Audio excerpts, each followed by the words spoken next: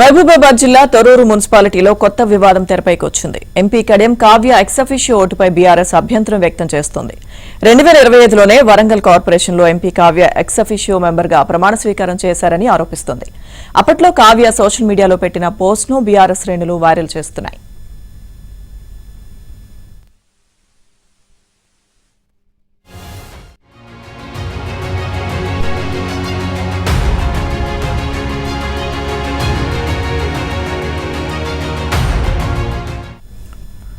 మహబూబాబాద్ జిల్లా తొర్రూరు మున్సిపాలిటీలో కొత్త వివాదం తెరపైకి వచ్చింది. ఎంపీ కడియం కావ్య ఎక్స్-అఫిషియో ఓటుపై బీఆర్ఎస్ అభ్యంతరం వ్యక్తం చేస్తోంది.